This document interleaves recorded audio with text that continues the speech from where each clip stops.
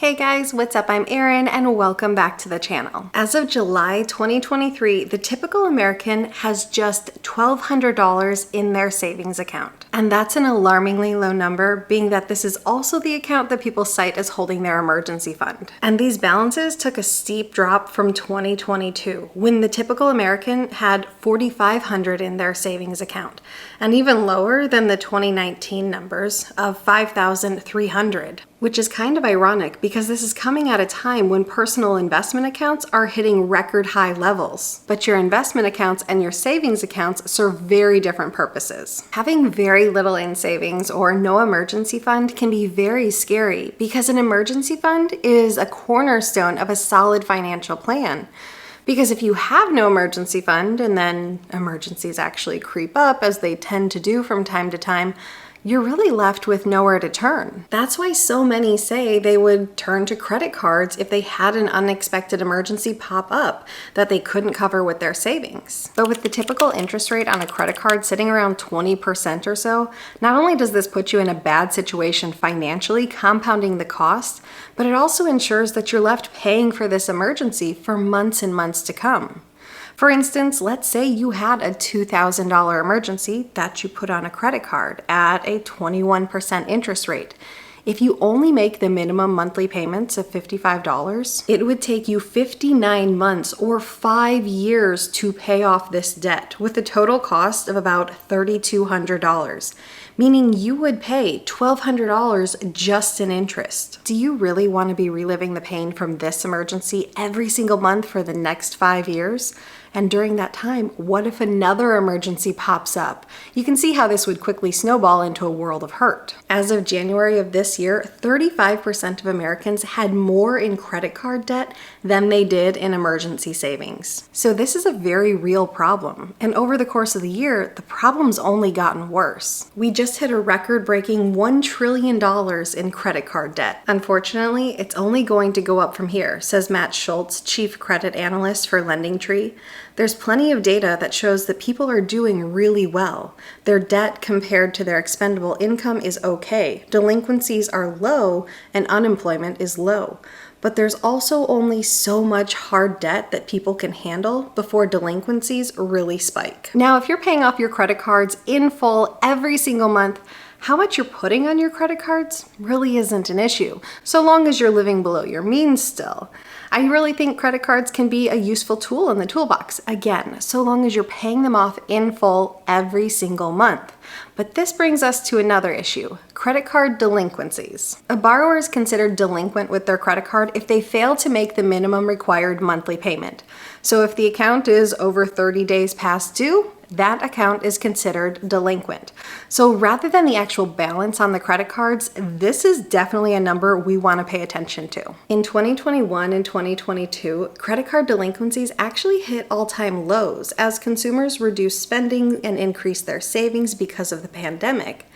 But they have been slowly ticking upwards from late 2022 to present as the pressure of inflation has risen. Still, these rates are low compared to historic norms, but being that they are on an upward trajectory, it's something we want to be aware of. And we want to pay attention to this because excessive consumer debt can be one of those contributing factors that tip an economy into a recession. Recently, we've had lots of headlines saying our odds of a recession are going down and we're more likely to face a soft landing.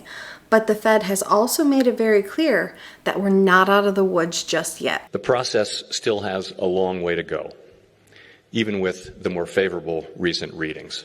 Getting inflation sustainably back down to 2% is expected to require a period of below-trend economic growth, as well as some softening in labor market conditions. Such a tightening of broad financial conditions typically contributes to a slowing in the growth of economic activity, and there is evidence of that in this cycle as well. When consumers continue to rack up heavy debt levels, there comes a point when they're forced to reduce their spending.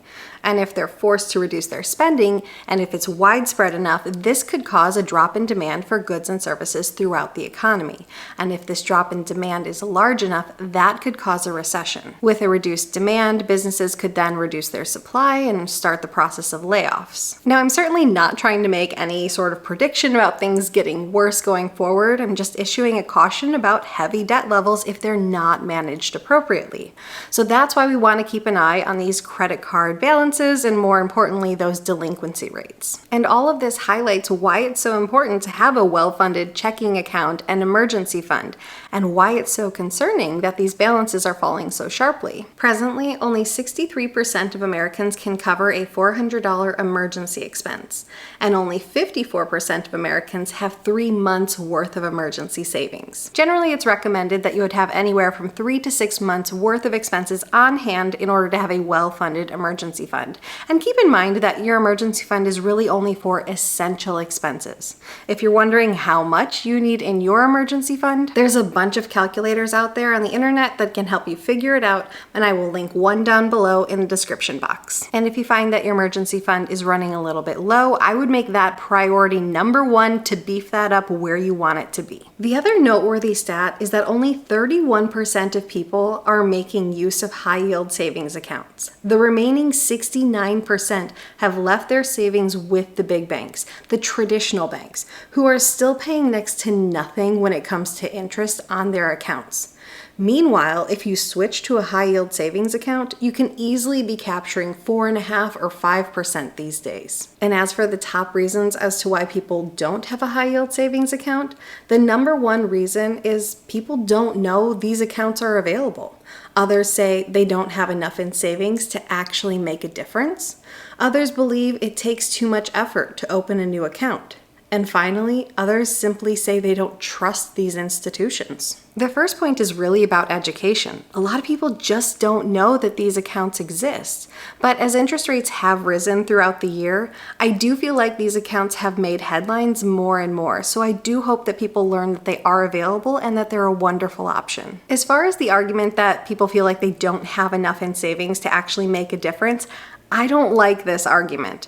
I like the saying of watch the pennies and the dollars will take care of themselves. The little things matter. If you have the attitude that the little things don't matter, I feel like that bleeds over into the big things. With this same rationale, that's why it's so important to develop the habit of saving and good money management habits with your initial starting salary when your salary's low.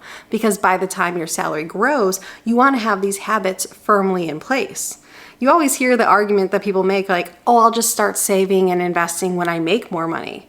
Maybe you will, but you probably won't. If you find a way to save even just a small amount, say $10, you're exponentially more likely to stick with savings over time and increasing your savings rate as your income increases. So these small decisions about your finances absolutely matter. And it probably takes far less time to open one of these accounts than most people realize. It takes maybe 10-15 minutes, and if you're fine with 100% online banking, you can do this 100% online from the comfort of your own home. And as far as not trusting an institution, it matters that you find one that is FDIC insured, so you know your money's in a safe place. However, if you're not a fan of online banks and you want that brick and mortar location, that's fine. At least go to a credit union because you're going to get far more favorable interest rates than you would at those big banks.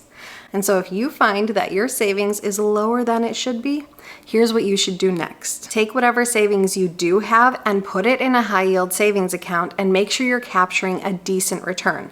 Remember, small decisions with your finances matter. You want to be capturing at least something in the ballpark of 4% or so. You want to make sure that your savings account or your emergency fund is in its own account. You don't want to just leave these funds lumped together with, say, your everyday checking. Because if these assets are commingled, the temptation is going to be there to spend it. Make sure it has its own account, that way it's out of sight and out of mind. You need to know exactly what money you have coming in and where it's going. And you can't do that without a budget. And also writing down your budget gives you the opportunity to see where perhaps money's being wasted. And then you can cut out these unnecessary expenses and direct more towards beefing up that emergency fund. Set up an automatic reoccurring transfer from your paycheck into the savings account every single month. And you want to make it automatic so that it actually happens every single month and you don't actually have to remember to go manually do it. Boost your income. There's only so many cuts you can make to a budget. If your debt levels are really high and your savings really low and your income is struggling to bridge the gap, you might be in a situation where you need to go out and get a side hustle or a second job or look for a better paying job. The good news is that these side hustles or second jobs can be temporary in nature. You just do it until you get yourself on a better financial footing. But if you get yourself a better paying job, that can go a long way to building a better financial future. Where are your savings sitting these days? How do you feel about your emergency fund? Leave your answer in a comment down below. I post new videos every single week. If you got anything at all out of this one, please give it a like. If you're new here, please consider subscribing, or if you know of someone who might get something out of this type of content, please consider sharing. I'll see you soon. Bye.